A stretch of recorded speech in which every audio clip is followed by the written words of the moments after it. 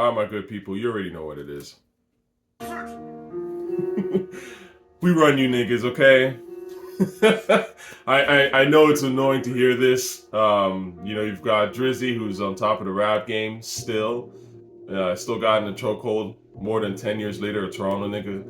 And now you're listening to a Toronto nigga who's got the YouTube commenting game in the chokehold, who's the best to do this on YouTube, period. So I know that's annoying and irritating, right? I'm making this about Drake already. But it is about him. It is about him. He's the guy that everybody refers to when they want to do diss records, even. He's in people's psyche so deep. Anyway, so let's talk about your boy Kendrick, or I should say J. Cole. Two of the same anti-Drake rappers, I would say. You know, I listened to this album, and look, people are tired of gassing Kendrick, so that much I think is pretty obvious. And as I've told you before, Kendrick's star is going to continue to fall because he's just not a great rapper. He never was. He's a whack rapper, really. And that's just the truth of the matter. He's a whack rapper that's been gassed up forever. So there's only so long that I can last. I've said this before. So let's go through the album because at the end of the day, J. Cole did drop another album. And we'll go track by track. So the first song, Pricey. The snare was hard on this, right? So, you know, typically when you start off your record, you want to come in hard, right? Or with something strong, right? So, like, this is a good example, right? So, this is the first joint. And when I hear it, I'm like, you know, this already, I'm a little bored about this. All this is sort of basic fodder. Nothing is really all that interesting right away. This is boring. Game price. Boring. Game, right? Now, that snare, hard. I like that. But, and the bass with it too. But overall, the song itself is meh, okay? I do see T- all over the credits. Shout out to T- again. Toronto runs you niggas. It's East End specifically, okay? Where I reside. So that's Scarborough, Ajax. You already know what it is. All right? Now, J. Cole right off the bat. Too many dull words. This has always been the problem to me with J. Cole. He says a lot, but doesn't say a lot, right? But at least he's not vague, right? I know what he's saying. He's just not interesting. So I skipped. Anyway. And on to the next song, which would be Crocodile Tearz. Let's see what Crocodile Tearz sounds like. I've already forgotten these songs, and even though I've heard these songs, that's how boring they are. Let's be honest here. Now, for Crocodile Tearz, you know, what I remember about this that I think is pretty funny as I look at my notes. He has a bar that, like, actually the way he ends a verse, he's like, my dogs only shed tears and emojis. We in another hemisphere splitting proceeds. How dare a nigga rub his hands on this trophy? I vividly remember who was there. And I was like, okay, that's one of the worst endings to a verse I've ever heard. The shit don't even rhyme. So I'm like very confused about that. And when this beat finally kicks in, you don't even care. It's just not a great beat at all. So skip to the boring shit. Ready 24. Let's see here. I'm not even gonna play these songs because they're pretty boring. But this is the I'm ready Dipset beat. I always hated this song, so I was bound to not like this. I skipped to Cam. Cam's verse was boring. It is what it is. Now, Huntin Wabbitz. This is a terrible title off rip.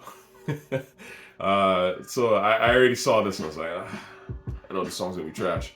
The beat is boring, and the song, of course, overall is boring. H.Y.B. Once you find out that it means hide your bitch, it's just like, really? Hide your bitch, right? Hide your kids, hide your wife. Meme shit. See, I thought when Bas came in, I actually thought it was Drake initially when I was listening to the song. I was like, oh, you got a Drake feature, but it turned out to be Bas. That's terrible. Niggas is, again, 6 runs you niggas, okay? This beat is slightly better than the stuff I heard preceding it, but it's still meh. And actually, I'm gonna play this because I do think that this might actually be overall like the best song on the whole album. Funny enough. So let's see here. So even though again I didn't care for the song, but what I thought was hilarious about this was this dude, Central Cee. Yo, Central Cee renegaded J. Cole on this. I don't know if you agree with me, but he had this bar where he was like, I can't get patted by TMZ, trying to fit 4 things in the G63. I'm gonna give 1 thing to my bro YG and I'm gonna handle the rest in G03. I was like, okay, it's the best bar in this whole entire album. Well, I mean, aside from the Kendrick some of the Kendrick disses, I thought that was the best line in this entire shit. And again, not a great line, not something that I'll always remember. But I thought Central Cee murdered this nigga. So, yeah, like, this is just not impressive at all. Now, we're going to go to Fever. This was weak. Skip. Sticks and Stones. Skip. Pie. This dude took like 30 seconds to figure out which beat he really wanted, and it still sucked. So he did mention Sophia Stewart. I've talked about Sophia Stewart before on my Matrix Resurrections review. It's really wild to me that people still mention Sophia Stewart, who, in my opinion, is a massive grifter. And it's just a prime example of how bullshit just spreads and people just continue to listen to bullshit. And, like, even if it doesn't make any sense at all. And, to recap, Sophia Stewart is the person that claims to have written the Matrix and the Terminator movies. It's the most ludicrous sort of attempt at fame I've kind of seen in a while, from a screenwriting perspective anyway. And I've actually talked to Sophia Stewart. I'm literally one of the very few people. In fact, I'm probably maybe the second person in the world to talk to Sophia Stewart way back when this internet hoax came out. I talked about this in my Matrix Resurrections review, but I actually I got her email at the time and I had her number at the time, and I literally called her, was like, whoa, explain this to me. And as she kept talking, I was like, oh, you sound like you're bullshitting. So it's just kind of strange to me that, again, the lore of it continues to go. But it's just proof of how these things go. I mean, if people want to believe something, they'll believe it. It doesn't matter if the evidence is staring them right in the face. Sophia Stewart hasn't written anything of quality that we know of, and in fact hasn't produced nothing. For her to claim that she wrote The Matrix is ludicrous, because someone might say, and uninformed person might say, oh, well, the Wachowskis never made a great film. They only made one great film, The Matrix. Well, actually, that's not true. They made a bunch of good films, for sure. They made a brilliant film called Bound, which is actually their first film. The Matrix is their second film. Again, if you know, right? And Bound is brilliant. I invite you to watch Bound.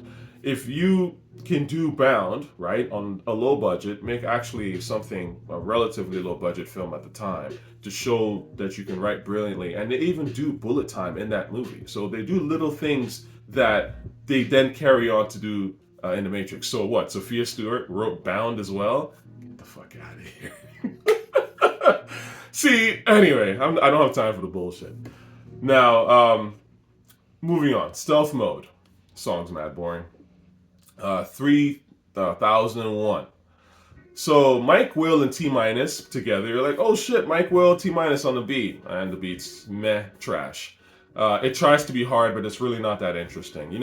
And I've said this, but in a way, the producers are only really good as the MC. So weak MCs tend to pick weak beats, right? I mean, it's funny because when I've been raving about Gunna's Thought I Was Playing, which is a Mike Will beat, and people go, oh, but it's just a beat that Gunna didn't pick the beat, it just showed up, right, or whatever, and trying to take props away from Gunna and 21 Savage. But the truth of the matter, again, is that they have rap artistic sensibilities that J. Cole just doesn't have, and that's why they get better beats consistently, while J. Cole continues to rap on mid, right?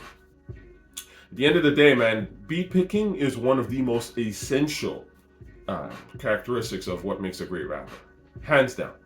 you know? And now, of course, everybody, the moment I say this, they go to Nas and they go, well, but Nas picks trash beats. Are you gonna say that Nas is a whack rapper? No, stupid. Nas picked amazing beats for his first project. Some of the best beats we've ever heard in rap are on Illmatic. And after that, he continued to make, actually, like, obviously, Nas is like one of the greatest boom bap beats ever. So Nas has continued to have great beats. Now, obviously, in terms of the ratio, there's a lot of weak beats he's rapped on, which is disappointing as fuck. But the point of the matter is that Nas has rapped on game-changing production, like brilliant shit, Hot Boys. He's rapped on really phenomenal beats.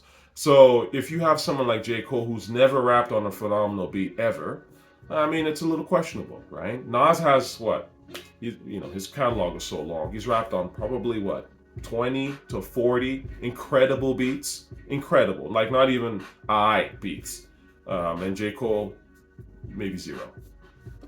So Cole's rambling. Skip. And then Trade the Truth and Ibiza. This was sleepy. I don't care about this.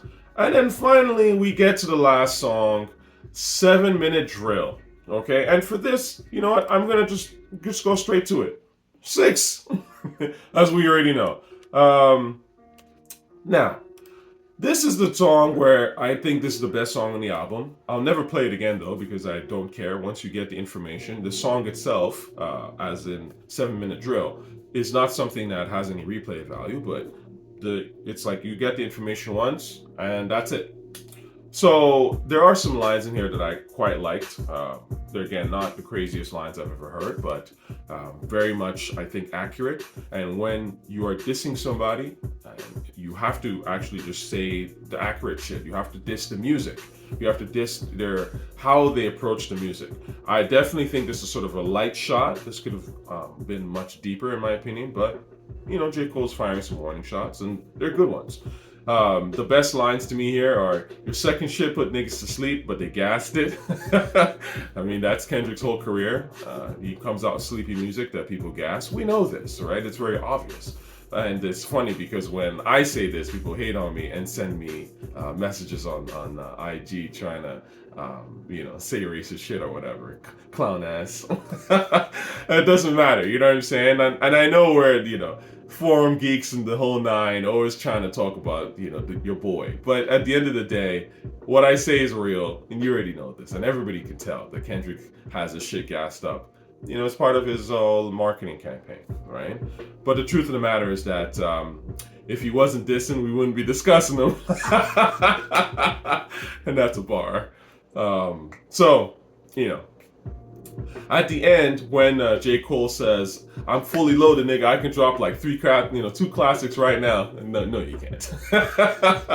Nah, man, you don't even have 1 classic song. So, and you've made what, like 1,000 songs by now? So there's just no fucking way you're gonna drop 2 classic albums. I'm sorry. But overall, man, I'm gonna just leave it there. I think that obviously this is a skippable album, all things considered. It's just another J. Cole album. For those of y'all who like J. Cole's stuff, I don't know, you tell me where this fits in his catalog. I'm not a J. Cole fan, you already know this. So, but I do think that obviously Kendrick is, his time is, I wouldn't say it's up, but it's getting there. People are tired of the bullshit. So, there you go. 1.